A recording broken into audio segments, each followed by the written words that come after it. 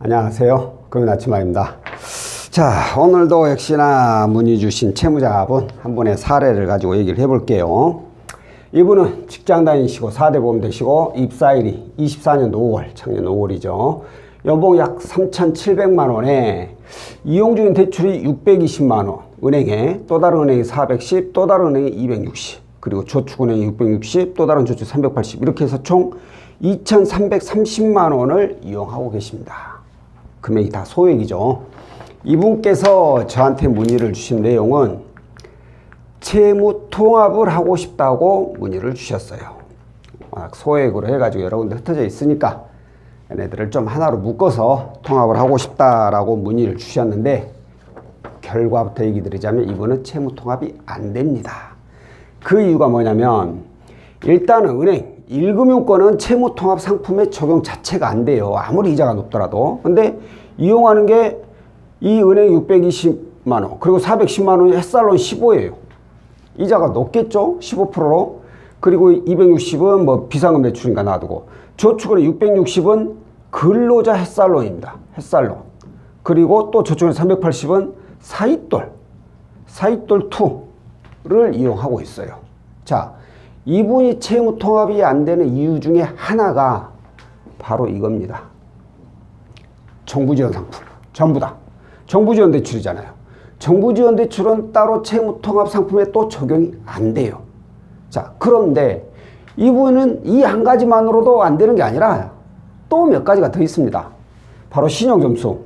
신용점수가 나이스 692점에 K12 573점. 신용점수도 굉장히 낮아요. 보니까 이 점수에 대출 이렇게 이용하고 있다는 것은, 그러니까 일반 신용대출 없이, 저금리대출 없이 그냥 정부지원 대출만 이용하고 있다는 것은 어떤 문제점이 좀 있지 않았을까라고 의심을 할 수 있죠. 여쭤보니까 2024년도 8월, 작년 8월에 개인회생을 면책을 받으신 분이에요. 개인회생 면책을 받고 이렇게 대출까지 이용하고 있으니 신용점수가 좋을 리가 없죠. 이분은 신용점수가 낮아서도 안 됩니다. 자, 그러면 이분은 어떻게 해야 되냐? 현재로서는 방법이 없어요. 자, 제가 상담을 받다 보면은 이런 분들이 종종 계세요. 지금 당장은 방법이 없는 분들이 굉장히 많이 계십니다. 그러면 이 말은 곧 지금은 방법이 없지만 나중에 시간이 좀 지나면 방법이 생길 수 있다, 이 뜻이 되거든요. 그게 어떤 내용이냐면, 이분의 경우에는 채무 통합 자체는 이건 아예 그냥 적용이 안 된다고 봐야 돼요. 왜? 첫 번째 아까 말씀드린 대로 죄다 정부 지원 상품이에요. 그래서 채무 통합을 할 내용이 없어요. 다만 이분은 채무 통합이 아니라 신용 대출을 받아야 돼요. 신용 대출을 받아가지고 기존에 있는 대출금, 이렇게 뭐 은행권이어도 이 두 개는 이자가 높고, 뭐 이것도 사익돌도 이자가 좀 높을 거예요. 얘네들을 고객께서 상환하고 싶으면 상환하는 거죠. 그런데 이 신용대출 역시나 신용점수가 낮아서 안 나오는 거죠. 그러니까 이 말은 곧 신용점수가 오르면 가능성이 있다라는 거예요. 그런데 많은 분들이 여기서 문제가 좀 생깁니다. 어떤 문제냐면, 뭐 대출을 못 받아서 문제가 아니라, 그건 뭐 당연히 정해진 거고, 두 번째가 어떤 문제냐면 바로 어플을 이용한 대출 조회예요. 대출 조회. 이걸 끊임없이 합니다. 혹시나 하는 생각으로 하루에 뭐 두세 군데도 뭐 조회를 해버려요. 제가 항상 말씀드렸죠. 어플로 대출 조회하게 되면 한번 조회할 때마다 수십 군데의 금융사에서 조회가 돌아가 버리기 때문에 이 조회 기록이 어마어마하게 남습니다. 과다 조회가 걸리는 거죠. 그러므로 인해서 문제점이 뭐예요? 일단 과다 조회 자체도 문제고, 이 신용점수 올라가는데 방해 역할을 해요. 방해 역할을. 이 과다 조회 때문에.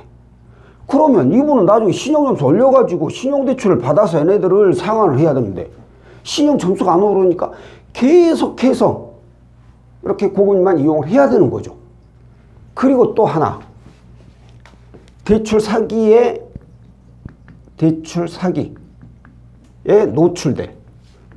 노출될 확률이 굉장히 높습니다. 오늘도 어떤 분이 이런 내용을 주셨는데 그분 역시도 이렇게 안 되는 분이었어요. 근데 어떤 상담사 어디하고 통화를 해보니까 뭐 나는 뭐 계좌가 뭐가 뭐 안 좋네? 뭐라고 했어요. 그래가지고 지인이 필요하다. 안전하게 그 지인 앞으로 대출을 해주겠다. 대출금을 넣어주겠다. 그럼 그 돈 받아가지고 상환해라. 이렇게 하는 거예요. 이게 바로 지인 사기 대출이에요. 그게 무슨 뜻이냐면 이 채무자 앞으로는 대출이 안 되니까 대출이 가능한 지인을 데리고 와라 이거예요. 근데 이렇게 해버리면 어떤 지인이 대신 대출을 받아주려고 하겠어요. 그러니까 거짓말을 하는 거죠. 그래가지고 지인 앞으로 대출 받아가지고 상환해라 이 뜻이에요. 못 모르고 그거 받아버리면 어떻게 돼? 지인만 빚이 이제 이렇게 늘어나게 되는 거죠. 본인 살고 주변 사람 죽이는 거죠. 그러니까 이런 대출 사기 이거 아니라 또 보이스피싱도 있죠. 이런 보이스피싱도 당할 확률이 굉장히 높고 그러니까 이렇게 본인도 뭐 어플로 조회를 해봐서 대출이 안 된다는 거 다 확인했고 그리고 저와 같은 상담사 대출 상담사 통해서 조회를 해봤는데 다 안 됐어. 그러면 그때부터는 아무것도 안 해야 돼요. 그냥 이리 알아봐도 안 되고 저리 알아봐도 안 될 때는 그냥 나는 안 되는 사람이다 라고 생각을 해야 돼요. 다만 내가 어떻게 했을 때 가능할 수 있는지 그 부분을 정확히 전달 받아 가지고 그 가능하게끔 자기 자신을 만들어 가야죠. 그 부족한 부분들을 채워 나가야죠. 그리고 나서 그 부족한 부분을 채우고 나서 그때 가서 다시 알아보시는 거예요. 그러니까 절대로 이 상황에서 더 이상 안 되는데 어플 조회하지 말고 더 이상 대출 알아보지 말라는 거죠. 사기당할 확률이 높으니까. 잘못했다가는 지금보다 더 안 좋은 상황이 벌어질 수 있다라는 그런 내용입니다. 자, 오늘 알려드리고 싶은 내용이 바로 이거예요. 현재 대출이 안 되는 경우에는 어플로도 알아봤고 상담사 통해서 알아봤는데 안 된다면 모든 걸 다 수도하라 이거예요. 더 알아보다가는 대출 사기에 당할 확률이 아주 높아진다는 거죠. 그러니까 왜 내가 안 되는지 그 이유를 확인해 가지고 그 부족한 부분을 채우고 나서 그리고 나서 가능한 것을 찾아보시란 얘기입니다. 자, 오늘 내용은 여기까지고요. 다음번에 또 다른 내용으로 찾아뵙도록 하겠습니다. 고맙습니다.